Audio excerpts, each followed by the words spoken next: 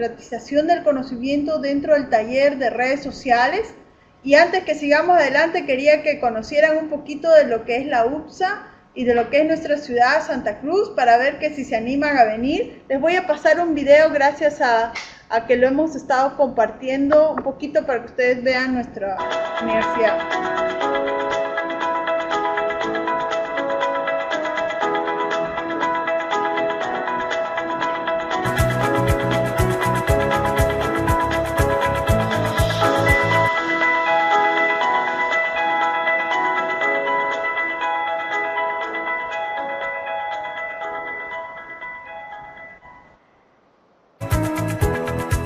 Bien, ese es el video un poquito para que los que están ingresando conozcan un poco la universidad. Y ahora le voy a pedir a Estela que podamos continuar con la presentación. Estela, si me puedes colocar la presentación para que empecemos. Gracias, Estela. Estoy cargando, Karen. Entonces, para los que recién se incorporan, la idea es que tenemos algunas preguntas que vamos a intentar responder a lo largo de este tiempo. Vamos a pasar rápidamente algunas cosas. Ahí está. Entonces, la idea es que estamos viendo si las redes sociales y su impacto sobre la comunidad es una realidad o son espejismos colectivos, ¿no? Les pido que participen en las redes sociales con los hashtags redes sociales. Le voy a decir a Lauren, que es nuestra invitada de hoy día, Lauren Weber, y acá está nuestro querido Gastón Mejía, que gracias a él se está dando esta posibilidad de conexión latinoamericana. Entonces los hashtags son redes sociales y el hashtag RLCU 2018, que corresponde a la Red Latinoamericana de Cooperación Universitaria. Entonces con esos hashtags, cualquier cosa que a ustedes les parezca interesante, sería bien que lo podamos ir publicando. Veo que ha ingresado algunas personas ya al inicio. Lo voy a nombrar a Fernando Daniels, que después ha sido un invitado y que va a estar con nosotros. Esperamos que desde Porto Alegre, que todo salga bien, las redes nos ayuden. Y vamos a continuar con el tema. El tema de hoy trata de responder 3 preguntas. ¿Se puede considerar a las redes sociales como fuentes de información? Después, ¿puede el fact-checking contrarrestar a la desinformación? Y un tercero es cómo utilizar las redes sociales para lograr temas fundamentales para todos, como los Objetivos del Desarrollo Sostenible, que son los ODS, el mejorar las ciudades inteligentes o temas como gobierno abierto. El hashtag para la sesión es SO02. Entonces, para los que recién se incorporan, estamos en la segunda sesión, Democratización del Conocimiento, y hoy día la tenemos presente a Lauren Weber y en línea a Fernando Daniels. Lauren Weber es comunicadora en Comunicación Estratégica y Gestión de Cambio, y Fernando Daniels es director ejecutivo del Colegio de las Américas, que está participando vía virtual. Al final de la sesión les daré tiempo para que puedan aportar con la discusión. Entonces les voy a pedir que, como un desafío, el único desafío, porque he visto que varios ya han trabajado y han entrado a las redes sociales, han tuiteado de la anterior sesión, la idea es que con su cuenta de Twitter u otra red social responder a una de las preguntas que se ha planteado, etiquetando a sus compañeros con los hashtags que hemos visto. Entonces les voy a pedir que los compañeros que vayan ingresando puedan ir colocando sus cuentas de Twitter o su cuenta de la red social como Facebook, para que los otros compañeros traten de etiquetar con la idea de poder intercambiar algunos datos. Entonces, el primer punto que quiero discutir aquí es el tema ¿qué es conocimiento? Es el primer punto que vamos a hablar. Y aquí también hay que discutir que algunos dicen que estamos en la sociedad de la información, otros que estamos en la sociedad del conocimiento. También va a escuchar la era digital. Entonces estamos como en una época de cambios en la cual nosotros estamos bajo mucha turbulencia en el ámbito científico, y también aparece este nuevo concepto no es tan nuevo en realidad, es capital intelectual versus capital tradicional. Y creo que las universidades en este punto aún no han hecho ese paso mental de hablar de money y hablar de smart money.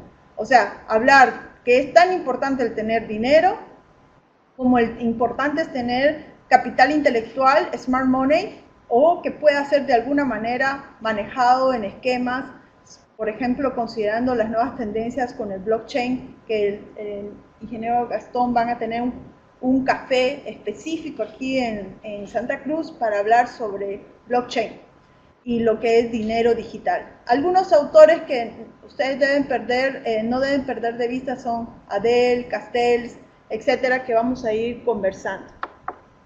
En primer lugar, quisiera distinguir entre dato, información, conocimiento y sabiduría. Y aquí el dato, desde el punto de vista informático, es el par ordenado entre un valor y un tipo de dato que le llamamos nosotros, que es el dato, que puede ser, por ejemplo, 49. Información es ese dato que tiene un valor que es relevante, tiene una forma y de que de alguna manera es entregado, de cierta manera procesado. Eso es información. Cuando un dato se vuelve información es cuando alguien lo está requiriendo. Entonces, si alguien me preguntara, Karen, ¿qué edad tienes? Yo tendría que decir 49. O sea, el dato se volvió, o tiene un sentido cuando alguien me pregunta o yo lo entrego en la forma que ellos esperan. En cambio, el conocimiento, y aquí es por eso que vamos a distinguir cuando uno dice información es un bien público versus conocimiento. Conocimiento es ese dato o información que a la vez tiene un significado y está contenido en el cerebro de alguien o en un agente inteligente que es un programa de informática. Entonces, en ese sentido, el conocimiento es ese dato, esa información, pero que en alguna forma podemos ubicarlo. Esto lo hago la diferencia porque muchos dicen, hay todo en Google. Ok, hay todo en Google, googleamos, hay muchos términos que aparecen, pero ¿de qué sirve que esté en Google si no está en el cerebro de la persona que lo necesita?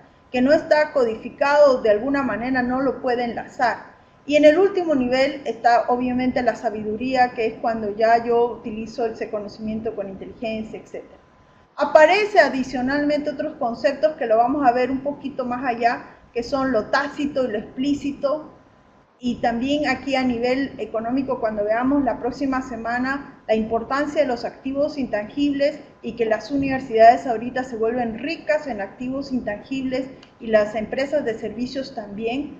¿Por qué? Porque vienen a tener lo que son los servicios y posibilidades que ahora la gente está buscando más que los activos físicos. Y otro concepto que vamos a discutir aquí, porque también mucho culpa también interna de los centros de educación superior por el endioseamiento del conocimiento científico versus el conocimiento vulgar, pero que en la práctica ese conocimiento vulgar a veces no ha sido analizado y de alguna manera incorporado dentro del conocimiento científico, que es lo que nos pasa mucho en nuestras regiones.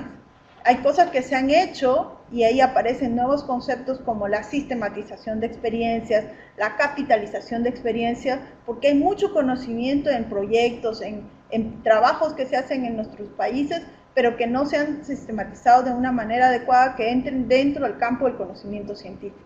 Entonces, un poquito esto lo que quería traer a colación con el tema de conocimiento, y aparecen uno de los que más me gusta, el famoso proceso CESI de Nonaka y Takeuchi y Toyama y Kono, por ejemplo, que es cómo se vuelve el conocimiento tácito en explícito, cómo se combina y cómo logra desarrollar. Un poquito para explicar esto, podríamos decir que el profesor en el aula o en un artículo tiene mucho conocimiento en su cerebro, pero puede a través de un PowerPoint, por ejemplo, o a través de un video en YouTube, volver el conocimiento que solo él tenía en su cerebro explícito. De alguna manera es pasado al campo de lo explícito.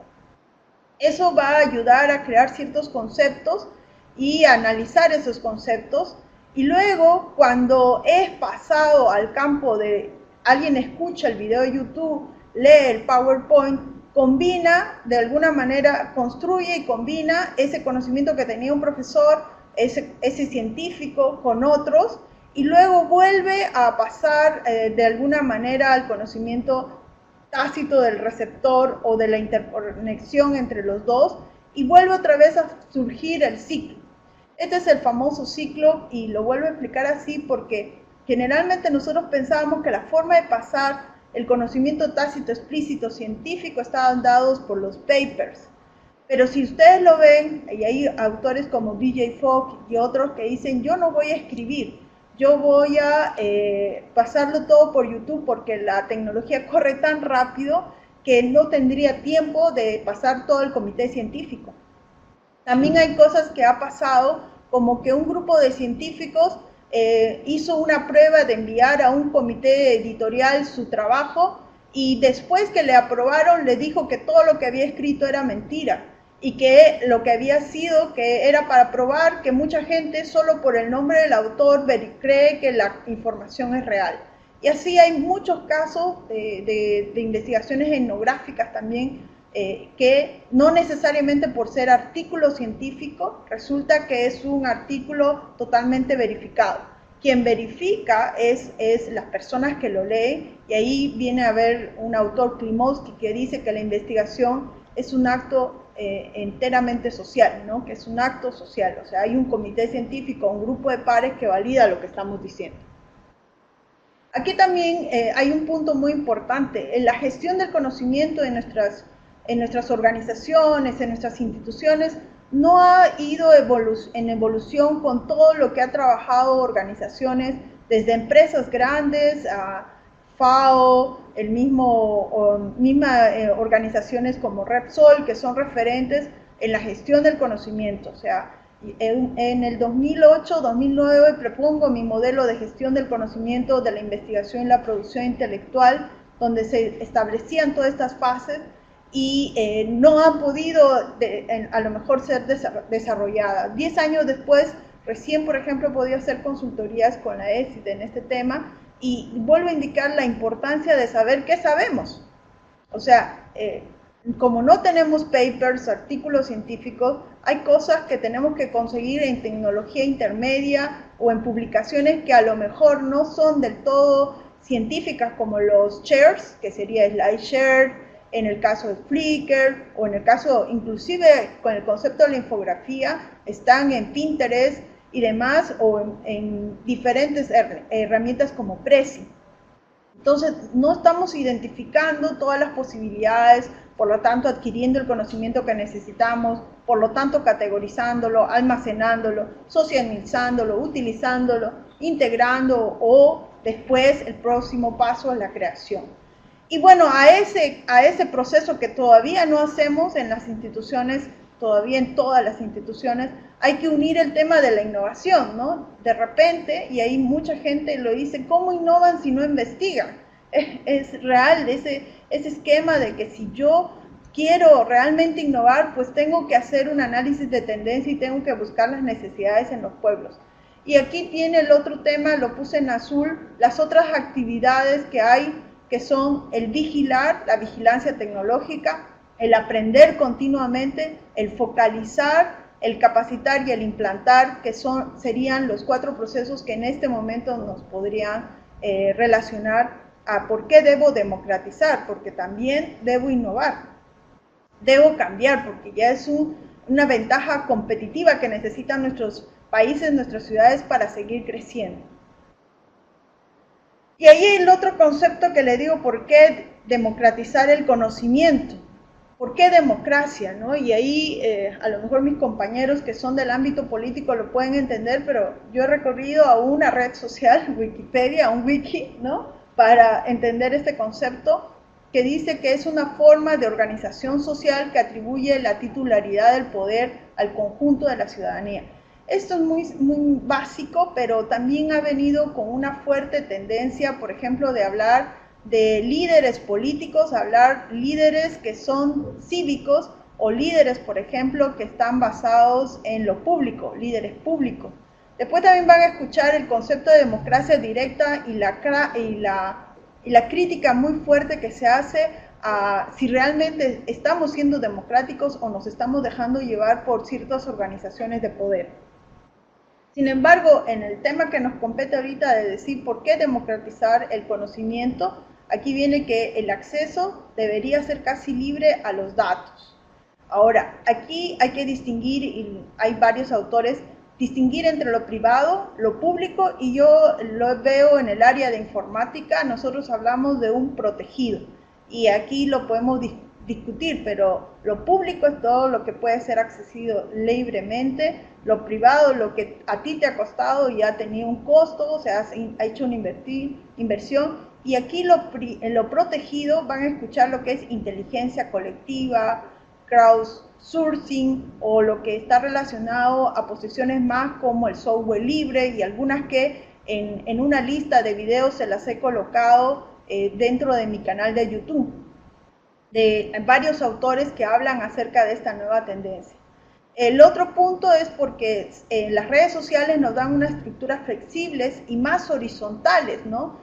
Y aquí lo van a ver cuando en Bolivia nos cambian el famoso cohetito, que significaba que ya no veías las páginas, sino simplemente las cuentas. También en un tiempo, casi un año, veías como BID, Banco Mundial, organizaciones como CAF, publicaban permanentemente en redes sociales, y aparecieron como las organizaciones empezaron a volcarse a las redes sociales, sobre todo aquí en Bolivia, ¿no? Entonces, de repente tú estabas leyendo algo, una convocatoria que, por ejemplo, el BID hizo en Santa Cruz para la sociedad civil, y no venía por el gobierno, venía directamente porque nos lo vimos en Facebook, ¿no? Después, herramientas y tecnologías conocidas y aplicadas, y aquí hay que hablar de los wikis, repositorios. Hay una serie de herramientas que aparecen para compartir conocimiento que antes estaba supeditado a ciertas comunidades. Después vienen las redes formales e informales, y aquí me gustaría mucho hablar de las comunidades que, por ejemplo, apoya Google. Las comunidades, que es una red informal, son Google Educator Group, Google Developer Group. Entonces son organizaciones que se crean a nivel internacional, donde cada ciudad puede decir: yo quiero formar un grupo de este tipo de educación, y se plantea Google, y Google te pone en un estado básico, y luego te dice si haces actividades cada 2 meses o diferentes políticas, te habilito para que puedas hacer. Y luego viene otro tema muy importante: la relación gobierno, sociedad civil, universidad. ¿Por qué? Porque hay un ciudadano empoderado, hay un ciudadano que está reclamando y que se enteró que hay gobierno abierto, y que de repente necesita saber niveles de transparencia que no se le está dando, ¿no? Hay movimientos como un PDF no es transparencia, ¿no? O sea, que cuando te dice el gobierno estoy dándote transparencia, y no, un PDF no es transparencia. ¿En qué se ve la democracia en las redes sociales? En la percepción de la interactividad en la red y su impacto. Y aquí otra vez el tema de por qué estamos hablando, si esto es un espejismo, obviamente está sobredimensionada. O sea, si te dicen que 200 personas te dan like y quieres hacer una convocatoria física de las 200 personas, capaz que no te aparecen más que 5, ¿no? Algunos dicen es el 10% de los que te ponen like. Y a veces mucha gente esto no lo está comprendiendo, que el paso del ámbito virtual al ámbito físico no es tan directo, ¿no? El espacio también provee una estructura para compartir, ¿no? Algunos van a escuchar que hay procesos de democracia directa, de votación. Últimamente ha aparecido el concepto de congresos, de votaciones en línea, etc. Y también la idea de que la red pasó a soportar datos, a soportar contenidos. Aquí en este punto hay una presentación y todo un movimiento dado por los bibliotecólogos que se reunieron en Chile, que el video también lo he posteado en mi lista, de la preocupación que tuvieron en la época de crisis, y el tema de hablar de otros temas como marketing de contenidos, etc. Y bueno, aparecen soluciones a los problemas antiguos, pero también aparecen nuevos problemas.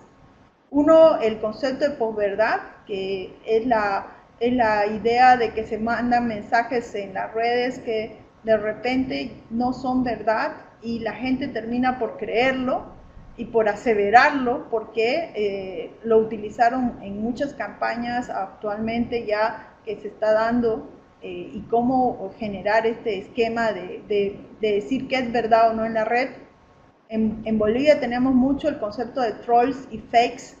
trolls son los que se hacen pasar por otras personas y empiezan a hablar en contra de tus ideas para generar un tema de molestia en la red, y fakes, que son cuentas fantasmas, que en realidad no existen, que lo están usando algunas organizaciones de marketing digital para decir que tu página pasó de 100 a 1000, digamos, ¿no?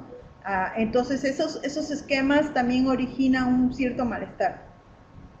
También la diferencia que hay que notar entre una cuenta personal que aún sigue siendo la favorita en la red social, las fanpages que hay que de alguna manera trabajar para que tengan personas ahí, y tendríamos los grupos que permiten la relación entre lo público, lo privado y lo protegido que le decía. Para el área educativa, esta es una de las partes del manejo de los grupos, y en este concepto que vamos a hablar al final de las sesiones, que es las tecnologías del empoderamiento, ¿no? Entonces ahí también, ahí tendríamos que hablar del siguiente punto, que es bien público y datos abiertos. Y bien público es desde el punto de vista jurídico, aquel que pertenece o es provisto por el Estado a cualquier nivel a través de todos aquellos organismos que forman parte del sector público, que es lo que dice Wikipedia. En caso de Bolivia y en el caso de Santa Cruz, este bien público como agua, como luz, fue provisto por cooperativas, que es que las personas en esa época se pusieron de acuerdo y decidieron darse agua, darse luz. Entonces, el bien público a veces es dado por el Estado, pero también viene esta corriente de decir nosotros nos dotamos de nuestras propias herramientas. Aquí uno no puede dejar de nombrar a Elinor Ostrom, es una de las que ha trabajado este tema y habla de un bien que está disponible a todos y cuyo uso por una persona no sustrae del uso a otros. Y bueno, y ahí aparece el concepto en inglés, mi inglés es malísimo, así que van a disculpar, que es openness, que es todo abierto, todo el concepto. Mi misma red, GeneraKnow, que es una asociación de innovadores y emprendedores de base tecnológica, tiene por principio el Open Innovation, ¿no? La innovación abierta, el dejar retroalimentar. Pero también van a escuchar Open Government, Open Data, ¿no? Hay una serie de elementos que están dando con esto y que a lo mejor alguien capaz no está de acuerdo, pero empezó desde la época del software libre, que trataba de decir que libre no es gratis, que abierto no es gratis. Entonces trata de hablar de un concepto de que la mayoría de datos debe estar abierto. Sobre todo, por ejemplo, hablan de que todas las consultorías de los gobiernos que son pagados con bien público, con dinero del público, deberían estar abiertos en grandes repositorios de archivos para que sea compartido. Bueno, para terminar esta primera parte, ¿no? Y conversar un poquito, hay algunas reflexiones que quisiera indicar porque tenemos poco tiempo, pero también quiero explicarles que este concepto viene de la disciplina de la gestión del conocimiento y ha surgido una suerte de renovación, inclusive de ciertas cosas, por las nuevas tendencias del famoso Big Data. El Big Data es un concepto utilizado para decir, antes todos los datos estaban estructurados. Por ejemplo, el sistema de registro de las universidades es un dato que tiene una base de datos, que tiene una estructura, que tiene campos, valores y demás. Eso es también en un concepto de que hablaban de taxonomías en las bibliotecas. Yo clasificaba las grandes bases de datos, decían que yo cada libro tenía que clasificarlo de acuerdo a diferentes criterios, ¿no? Realmente los de bibliotecología eran unos expertos en el tema de la taxonomía. Pero aparece este nuevo concepto de folsonomía. Este concepto de folsonomía se refiere a que en las redes sociales hay datos que no son estructurados. Sin embargo, para temas de reputación de una empresa o temas que están relacionados a cómo voy creciendo, la folsonomía permite analizar la información que está estructurada y no estructurada. Ya hemos visto el posverdad y lo puse en la pregunta, el fact-checking. Debido a que en las redes sociales hay conocimiento que podría no ser cierto, y empieza el tema de cómo voy a democratizar conocimiento si no es cierto, aparece un concepto que se llama el fact-checking, que es la verificación de los datos, del conocimiento que está en las redes sociales por pares que de alguna manera validan lo que están indicando. Y esto es equivalente a decir que el comité científico, en este caso no es un comité científico, sino es la ciudadanía, verifica que la información que estás publicando es cierta. Eso es el fact-checking. Hay herramientas que están disponibles en forma abierta de lo que le estoy diciendo, que son específicamente para hacer fact-checking en las redes, justamente para evitar este inconveniente en las redes, y porque en algunos casos los medios tradicionales están dejando de dar conocimiento que es de valor para la ciudadanía y están usando otros medios para saber la información. Muchos de nosotros nos hemos sorprendido que en la mañana la gente entra a las redes sociales a informarse, ¿no? Y en algunos casos a considerar que esa información es un conocimiento verdadero. Después también entran reflexiones entre lo open, lo abierto versus lo propietario, que hay que entender de que de alguna manera tenés que capitalizar tu investigación, de alguna manera el dinero sigue siendo un elemento principal, hasta dónde podemos compartir y hasta dónde debemos proteger nuestra inversión. También aquí hay otro tema que cuando hablamos de democratizar el conocimiento, los nómadas son personas, los nómadas del conocimiento son personas que ahora saben de todo un poco, ¿no? Yo me considero un nómada del conocimiento y en algunas casas soy especialista, pero se necesitan nómadas porque el conocimiento se ha vuelto tan transversal, que es el siguiente punto, que necesitas a alguien que sepa de todo un poco en ese aspecto y que de alguna manera valide varias informaciones. Y el siguiente punto, que es la transversalidad versus la transdisciplinaridad. Siempre decimos las TIC son transversales, pero realmente cuando empecemos a hablar cargos como un gestor del conocimiento, que si ustedes ven los elementos que deben estar en la gestión de conocimiento, aquí nos dice Guillermo, saltomando un océano de conocimiento de 3 centímetros de profundidad. Lo que yo quiero rescatar en esto de la transdisciplinaridad es que necesitamos un gestor de conocimiento que sea medio TIC, medio bibliotecario, medio investigador y medio difusor del conocimiento. Entonces ocurren ciertas disciplinas, ciertos empleos que dicen actualmente no existen. El otro día estaba hablando y lo publiqué en el movimiento con un amigo que es Adrián, que él es fanático de la bioeconomía. Entonces yo le digo, me trató de explicar y le digo, ¿pero qué entiendes por bioeconomía? Y yo, cuando veamos el tema de economía, yo ya estaba fascinada con el tema de la economía de colores y de repente te sale ese término bioeconomía que me trató de explicar, pero es una mezcla muy fuerte. Y bueno, como les dije, hay unas nuevas posibilidades con el Big Data, el Smart, que traen otros problemas. El analfabetismo digital, la brecha en la inclusión digital, los nativos versus los migrantes y los inforricos versus los infopobres, que esperamos que no seamos nosotros. Entonces ahí está ya listo para abrir al debate, que podamos conversar, y le daré la palabra a Lauren, Gastón, si va a participar, y ya Estela nos ayudará con los compañeros y yo voy revisando si en el Twitter han publicado algo. Vamos, Lauren. Muchas gracias, buen día a todos.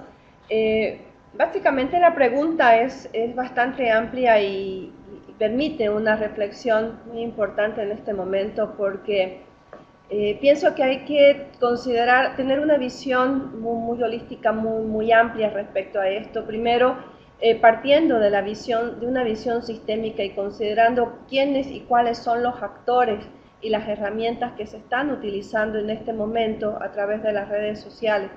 Y en este punto, un aspecto a destacar y un aspecto a considerar que es de mucha importancia, por ejemplo, tiene que ver con el uso que se le está dando a las redes sociales. Las redes sociales en muchos aspectos básicamente están funcionando como catalizadores, como canales y puntos de catarsis individuales para muchos individuos, para muchas personas que a través de las redes sociales están compartiendo desde sus estados anímicos hasta lo que hacen en casa. Y también están los otros actores que están transmitiendo información, que están compartiendo conocimiento, que están divulgando información. En este punto creo que es importante también considerar una triangulación que tiene que ver con los actores, la educación y con el consumo que se hace de la información, del conocimiento y de los contenidos en redes sociales. Soy una convencida que a mayor educación, a mayor consumo de mejor formación, por así decirlo, de la población, vamos a tener información, contactos, comunicación, relacionamiento en redes sociales de mucho mayor nivel.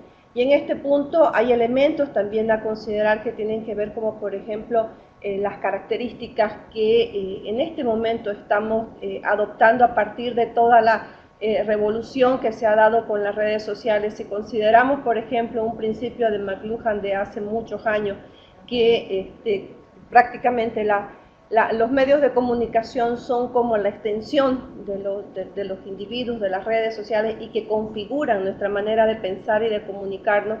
A partir de ese momento, la vorágine, la saturación de información que tenemos en este momento en todos los niveles, está también influyendo en la manera en cómo estamos capturando y adaptando la información. En este momento prácticamente estamos en una sociedad con una débil capacidad de atención, de retención, y también con una mente muy dispersa, y eso se refleja en los medios de comunicación y en las redes sociales, y eso también está configurando la manera de comunicarnos.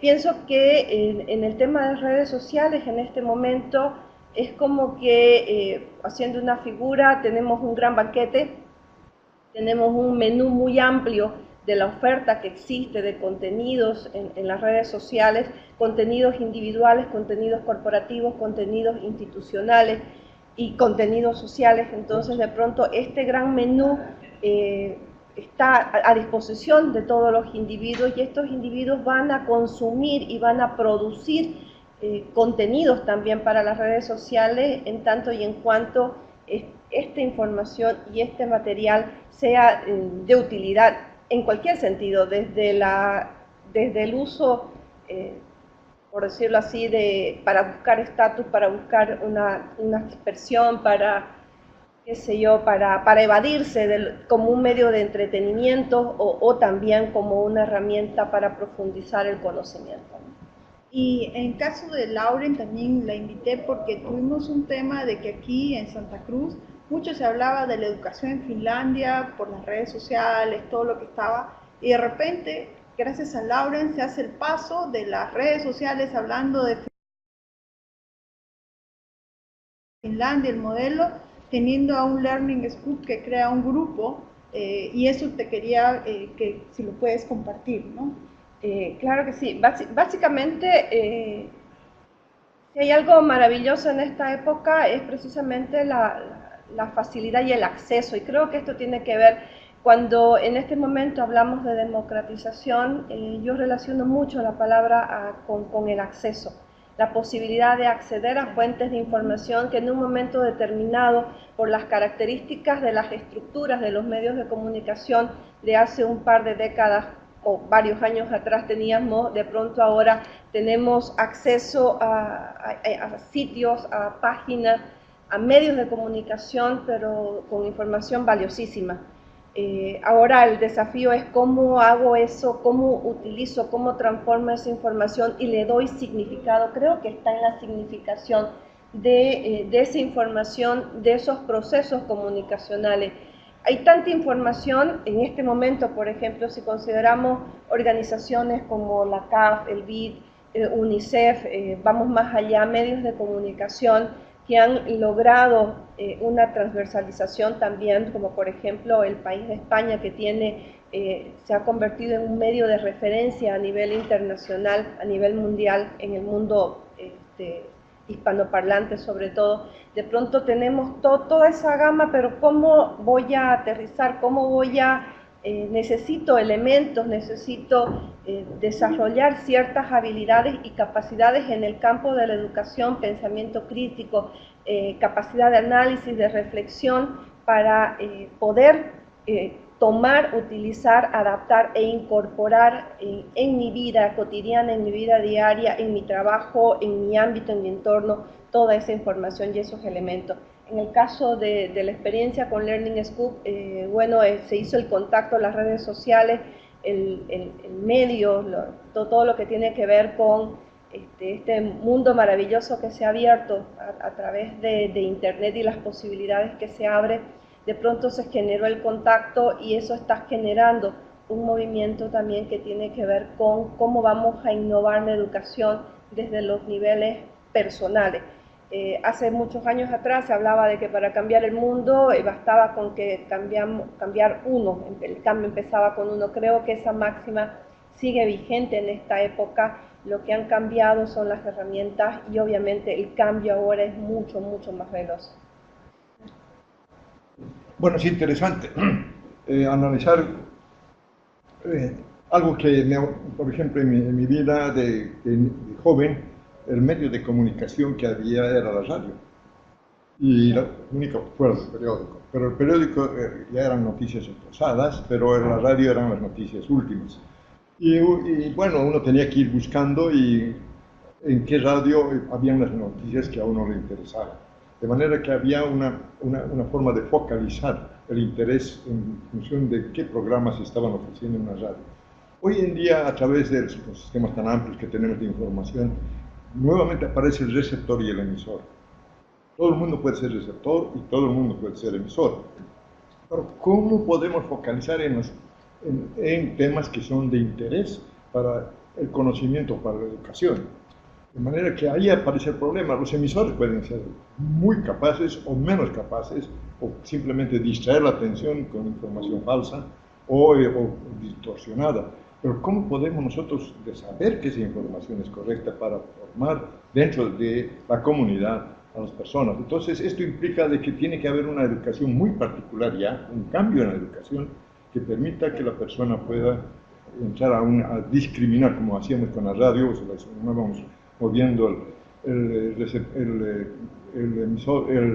botón, podíamos seleccionar en qué frecuencia estaban emitiendo lo que nos interesaba.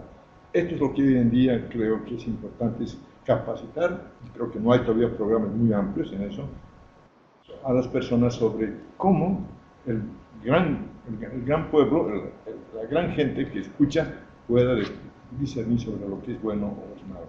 Yo pienso que estamos aprendiendo y estamos aprendiendo de manera veloz, tanto los que somos migrantes, los que hemos crecido en un mundo analógico y ahora en un mundo digital, como también los jóvenes.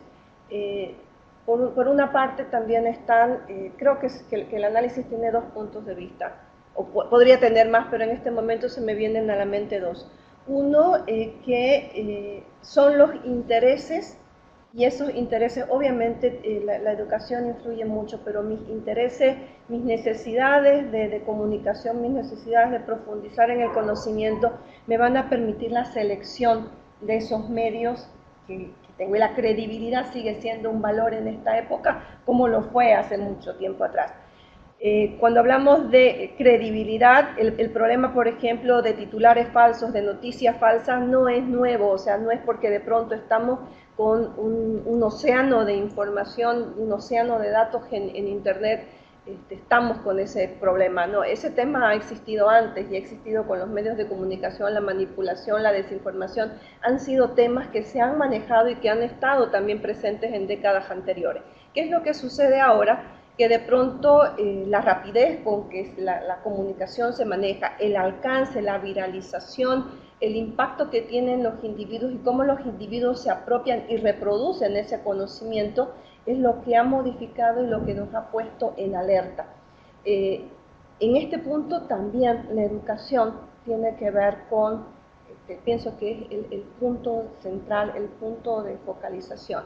Y en la otra parte está que con toda la tecnología y lo que se ha desarrollado del Big Data y de pronto todo lo que se maneja a partir de este desarrollo de las redes sociales y de los medios, también a partir de nuestras elecciones en las redes también vamos haciendo vamos estableciendo nuestras tendencias de consumo y los medios nos van dando pautas para ver qué medios son los que están vinculados con nuestros intereses. El ejemplo más clásico vendría a ser Netflix.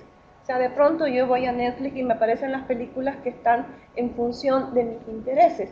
Eso también está sucediendo en las redes sociales porque de pronto, de tanto consumir determinado tipo de contenidos, la red me va a devolver también esas tendencias porque hay definitivamente un gran desarrollo del Big Data, del manejo de información que, que se está generando y que está siendo muy, muy fuerte, ¿no?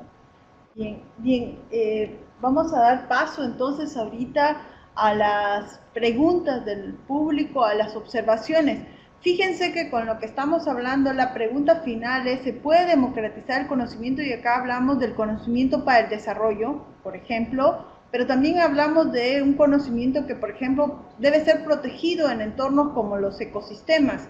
Entonces, le vamos a dar paso a Estela para que nos ayude con las preguntas.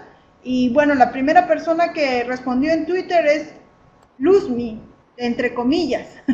Vamos a ver, Estela, que nos ves, que nos comentes o veas qué dicen los compañeros Guillermo Saldomando, Julio Ernesto Rojas, Fernando por ahí, Luzmila Pacheco, Magdalena Rivera, Mario González, Marisabel Castillo, Marlene, Estudio UAM. A ver qué dicen los demás. Todavía no hay comentarios. Luzmila está escribiendo. Vamos a ver si llega ahí. Sí, mucho más, ¿eh? Tan tímidos hoy día.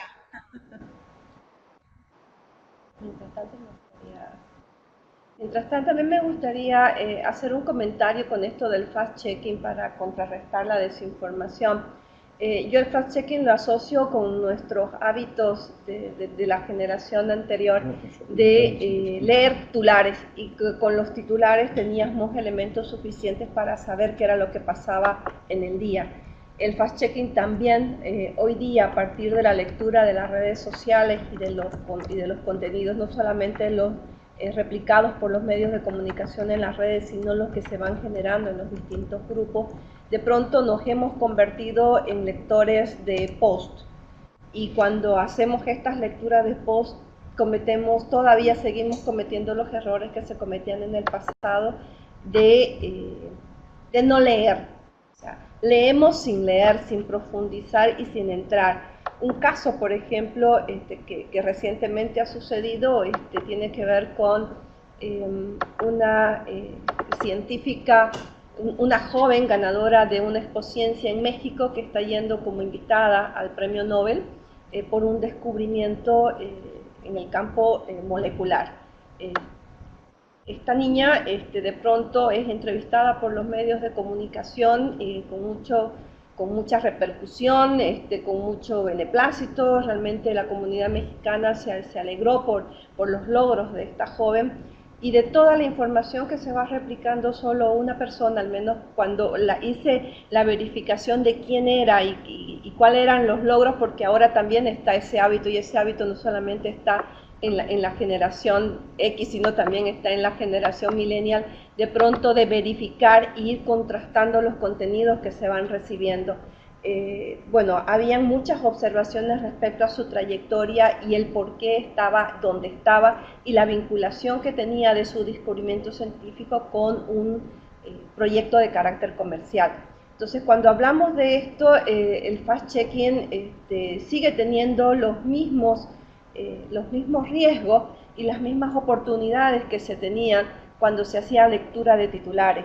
Básicamente yo tomo la información y al momento de tomar esa información tengo como que, a partir de mi educación, de mis intereses y de mi necesidad, la necesidad de contrastar esa información con datos que sean verídicos. Ok, gracias. Estela, hay algunos comentarios, que están hablando. Déjame leerles los comentarios que estamos recibiendo, ya que tengo que subir un poquito aquí. Julio Ernesto dice que las redes se han convertido en la unidad básica de análisis de la sociedad contemporánea, reemplazando las categorías de comunidad e identidad. Y Luzmila dice que Marshall McLuhan nos dejó reflexiones importantes sobre la aldea global y sobre el medio es el mensaje, importantes para las ciudades inteligentes. Respondiendo a la pregunta, considero que aún estamos en el camino de la democratización del conocimiento, pero aún nos falta. Podemos avanzar significativamente desde las redes y desde las nuevas prácticas en las distintas instituciones educativas. Julio Ernesto dice que la relación que vemos ahora en el análisis de organización social es red-empatía, tal y como se entendía antiguamente como comunidad-identidad.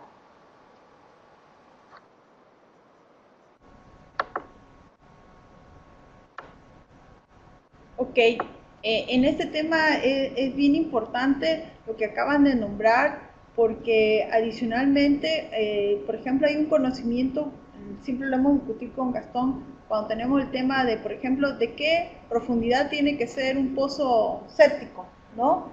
Acá hay muchos lugares que todavía están con pozos sépticos y no sabemos ese dato y no tenemos la manera de saber cómo controlar si efectivamente alrededor de nosotros hay esa información.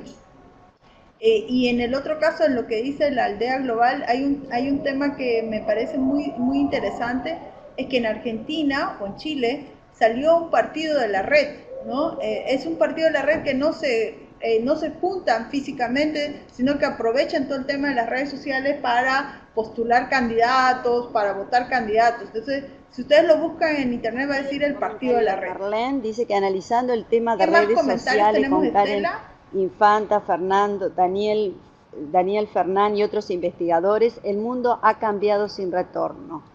¿Cómo poder avanzar a una sociedad que utilice las redes sociales como herramienta del conocimiento y no solo entretenimiento?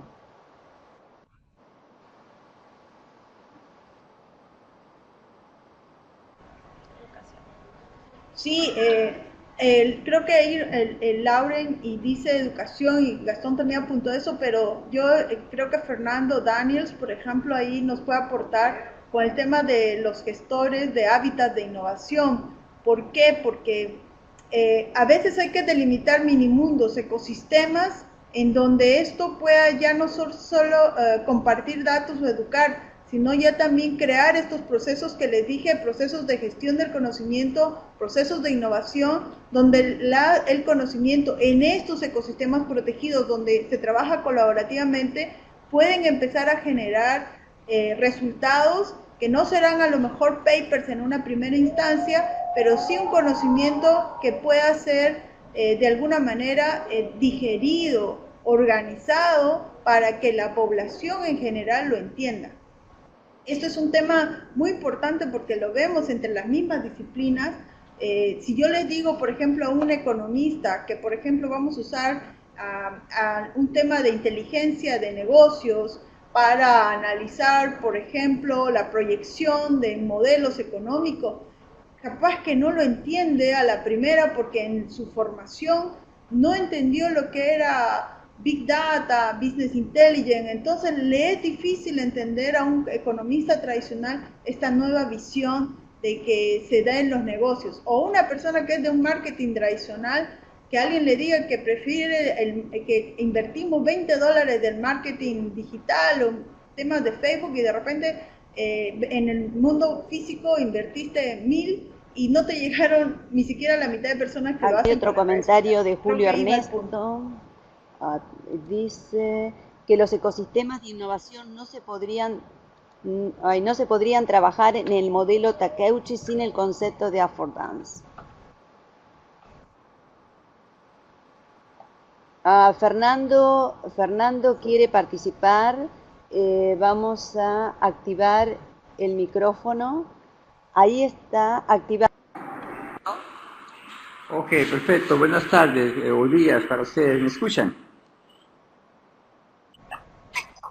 Bueno, gracias. Bueno, Karen, en primer lugar, para agradecerte la invitación y, bueno, felicitarte por esta buena iniciativa de gestión del conocimiento, precisamente. Yo creo que uno de los aspectos más importantes a tener en cuenta en el tema del manejo de redes sociales con fines de desarrollo es precisamente el tema de gestión del conocimiento. Bueno, yo creo que todas las preguntas que formulas o las preguntas de debate que abordas durante la presentación, pues todas se pueden responder positivamente. Es decir, sí, las redes sociales son fuentes de información, sí sirven. Me pareció muy interesante la analogía que hizo la colega hace un momento entre leer titulares y leer los fact-checking, pues realmente es casi el mismo hábito, solamente con una tecnología diferente. Sí se pueden utilizar para promocionar temas como los objetivos de desarrollo o otro tipo de temáticas.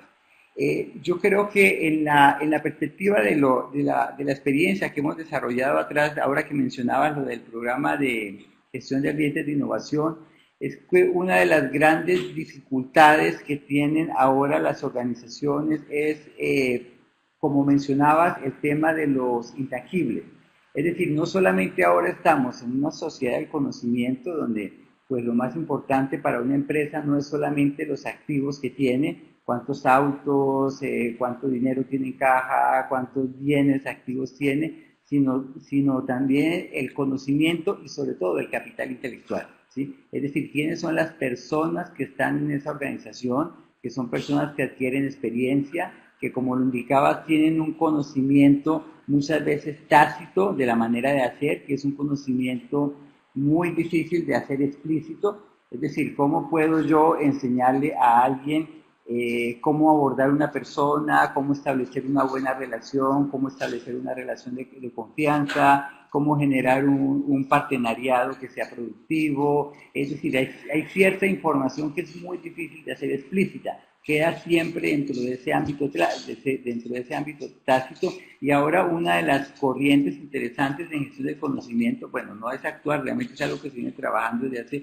ya algunos años, es precisamente cómo valorar ese capital intelectual, estos cerebros que son los que finalmente es el principal activo de una organización, inclusive que son condiciones que pueden ponerse de manera tangible hasta en la bolsa. Es decir, el hecho por lo menos que Google esté en la bolsa no es solamente por todo lo que tiene, sino por todas las personas que hacen parte de su red de contactos. Entonces es un capital muy importante y creo que es uno de los mayores activos y de las cosas que deben tener mayor cuidado las organizaciones. Y esto lo traspaso mucho al tema de, como mencionabas ahora, el tema de ecosistemas de innovación y también al tema de todas estas redes de contactos para generar proyectos de apoyo a los objetivos de desarrollo, bueno, cualquiera que sea el propósito de estos proyectos sociales. Es que es necesario poder cuantificar, poder hacer explícito, poder demostrar que realmente esa red, ese capital intelectual tiene un valor, ¿sí? Y generalmente es de las cosas más difíciles dentro de un proyecto, demostrar cómo mi red de contacto, las personas con las que trabajo, las organizaciones con las que me relaciono, los sitios donde estoy, con quién estoy haciendo qué, en dónde, tienen un valor enorme, ¿sí? Y ese valor es el que va a capitalizarse precisamente para complementar esas redes de conocimiento.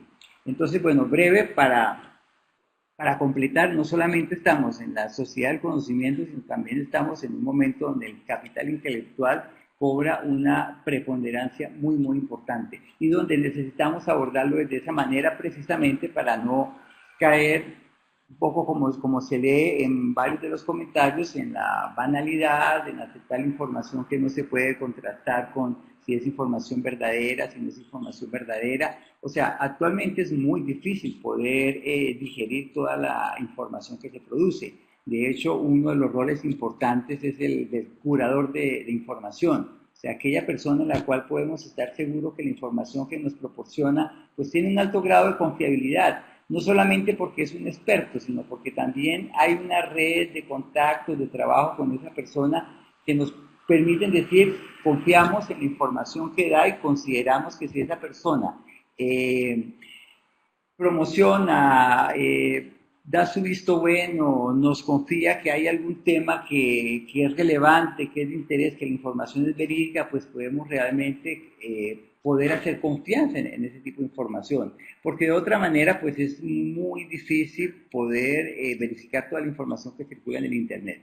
y por ello el tema del manejo de redes sociales es muy importante, porque es la única manera en que vamos a poder estar al día con una información que va a estar siempre mucho más adelante que nosotros, que nos va a llevar siempre por delante, porque pues, obviamente nuestra capacidad de digerir información no es la de una red social, pero en la cual sí necesitamos establecer estas redes de confianza, ¿sí?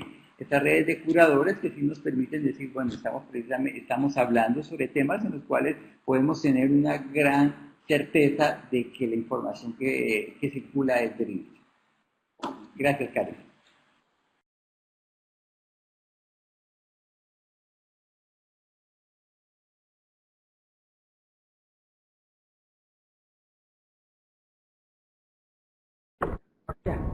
Aquí viene una pregunta que ya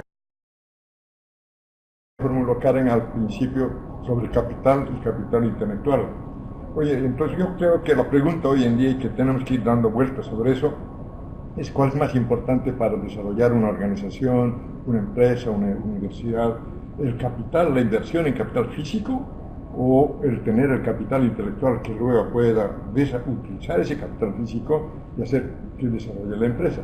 ¿Quién es más importante de inicio, el capital físico o el capital intelectual? Sí, y aquí también hay un tema para nuestras universidades en general, que no tenemos investigadores a lo mejor a tiempo dedicado, pero sí se pueden estructurar formas para producir conocimiento, a lo mejor no en el nivel todavía de conocimiento científico, sino conocimiento intermedio, como tecnología intermedia. Entonces nuestros proyectos que se hacen en aula de alguna manera pueden servir para el conocimiento, para el desarrollo, y en vez de pagarles, digamos, si no se tiene con capital, se puede hacer como una especie de jerarquía, de escalafón que va subiendo dependiendo de cuánto aporta en evidencias tangibles. Ya Fernando habló un tema de indicadores que todos aceptemos, y entonces puede haber algunos motivadores que están en la escala de Maslow, que podría ser este tema de que uno puede buscar el poder, o puede buscar el logro, o puede buscar la aceptación, que son los grandes motivadores para cambios. Entonces, ahí yo les recomiendo mucho leer también el Stanford Peace Innovation Lab, que es un laboratorio de innovación social que habla de empresas sociales. Margarita Kiwi. Mira, Karen, si me permites, para complementar un poco la pregunta del colega, yo creo que no es un dilema, no es una ambigüedad, es decir, si es más importante el capital físico o el capital intelectual. Obviamente que el capital físico es importante, ¿sí?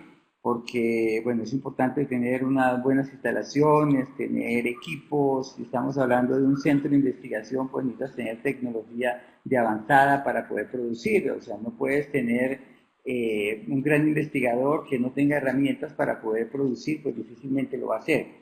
Entonces es importante obviamente tener esa infraestructura. La cuestión es que ahora se empieza a ver la importancia también de tener el talento, ¿sí? Y eso es una de las cuestiones más complicadas en este momento de manejar, la cuestión del talento. Pues, ¿cómo hago yo en mi organización, en mi empresa, para atraer talento? ¿Sí?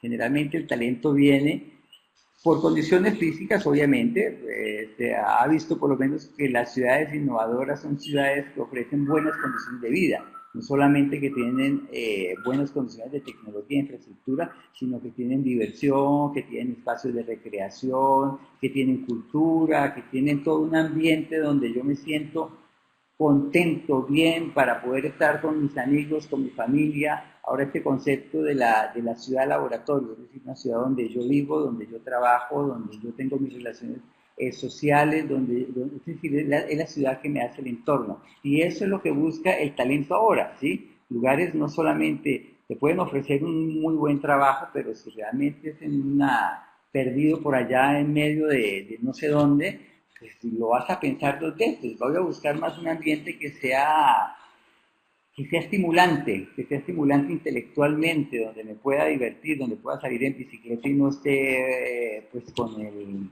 temor de que me atropelle un carro, porque sé que los carros van a respetar al ciclista. Es decir, son una serie de condiciones que hacen el balance y que atraen precisamente el talento. Ahora, con el tema de la generación de los millennials, que realmente, pues yo creo que ningún joven ahora piensa en graduarse para poder vincularse con un trabajo en una empresa y que dure los próximos 30 años allá. Yo creo que ya ningún joven piensa que va a encontrar un trabajo para los próximos 30 años. O sea, realmente es una generación que está buscando nuevas oportunidades, donde puede trabajar aquí, puede trabajar allá, puede trabajar un tiempo, puede trabajar en 3 lugares al mismo tiempo. Es decir, donde es importante es precisamente dar esas condiciones para atraer el talento, para atraer ese capital intelectual, ¿sí? Y que es un equilibrio tanto de las condiciones pues, materiales, porque obviamente todos queremos tener mejores condiciones materiales, pero también de aquello que complementa mi proyecto de vida. ¿Sí? Es decir, yo quiero vivir en una ciudad estimulante, yo quiero vivir en una ciudad que yo salga y pueda ir al teatro, pueda ir al cine, pueda ir a los deportes, es decir, que haya vida, y eso es lo que busca ahora el talento, y es lo que es complicado a veces atraer, ¿sí? Entonces, para completar un poco la pregunta, yo creo que no es una cuestión de que a qué le invierto, a lo uno o a lo otro, sino es cómo puedo establecer unas condiciones para atraer talento. Porque sin lugar a dudas, si no tengo el talento en mi organización, pues difícilmente voy a tener condiciones de competitividad, ¿sí?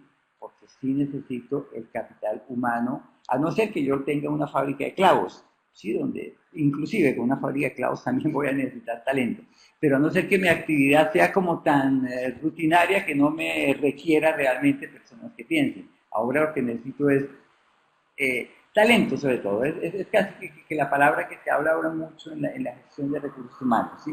No tanto cómo atraer yo mis recursos, sino cómo atraer la gente que estoy buscando para los proyectos que quiero desarrollar.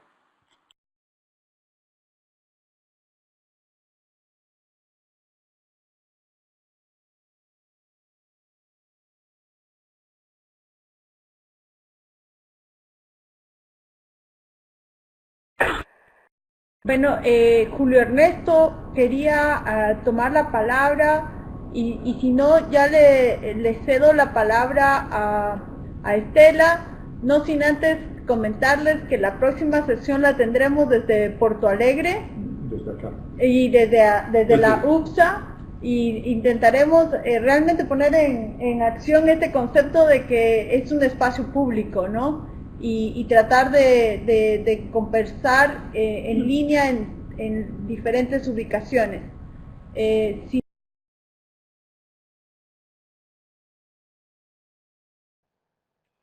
¿Aló? ¿Me escuchan? ¿Me Sí, se escuchan? escucha. Sí, se Sí. escucha bien. Bueno, buenos días. Primero que todo, muchas gracias por la invitación. Un excelente tema. Ah, y efectivamente, como ustedes dicen, un tema con muchos cambios, además cambios muy rápidos. Yo solo quería resaltar que efectivamente el fenómeno de redes es un problema más, me parece a mí que es más estructural. Creo que ocupa el lugar que ocupaba la comunidad y la identidad en la era moderna. Pues ahora el tema de red social y empatía es un desafío en el que todos nos tendremos que meter porque así está funcionando esta sociedad. Creo que metodológicamente hay que aportar mucho. Las metodologías de análisis de redes sociales son poco utilizadas. Yo creo que habría que trabajar más sobre ellas porque hay mucho fenómeno comunicativo de análisis de la red, pero hay poco fenómeno estructural de análisis sistémico de las redes. Me parece que ahí hay que es importante trabajar. Y el otro tema que me parece muy interesante eh, que trabaja Karen, es el tema del, digamos, del conocimiento. Eh, hay un, hay una, hay un desarrollo en torno a procesos de conocimiento que está desarrollando la Universidad de Illinois y que lo asocia mucho con el tema de la educación, el aprendizaje y las redes sociales. Yo les colocaba ahí que tiene que ver con los affordance. El affordance es un concepto que ha venido desplazando mucho el concepto de virtualidad y de agenciamiento, que también se usaba hasta hace muy poco, para poder hablar de procesos de gestión de conocimiento, de innovación, pero también de construcción de conocimiento, ¿no? digamos, en el mundo norteamericano es muy fuerte el tema del learning by doing, del maker your network, maker your knowledge, construya su conocimiento. Y empezamos a tener que lidiar de manera muy fuerte a la hora de hablar de conocimiento con que no solo los humanos construimos conocimiento, sino que es una relación, como decías tú, Karen, ecosistémica entre el artefacto, el humano y el ambiente en el que se da esa relación. Y precisamente la innovación permanentemente se está gestando porque ya el humano no maneja ni controla exclusivamente esa relación simbiótica, sino que el humano presencia cómo en esa interacción con el entorno y con los artefactos empiezan a surgir muchas cosas que llamamos innovación. Muchas gracias. No quiero extenderme más porque sé que ya esto se está terminando.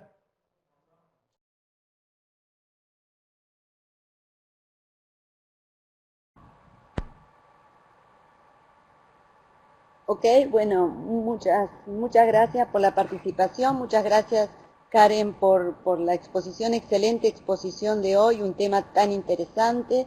Quería agradecerle también a la profesora Loren Weber y al ingeniero Gastón Mejía por habernos acompañado en esta reunión y recordarles que el próximo encuentro es el 21 de marzo en el mismo horario de hoy, en el cual vamos a reflexionar sobre las nuevas formas de la economía.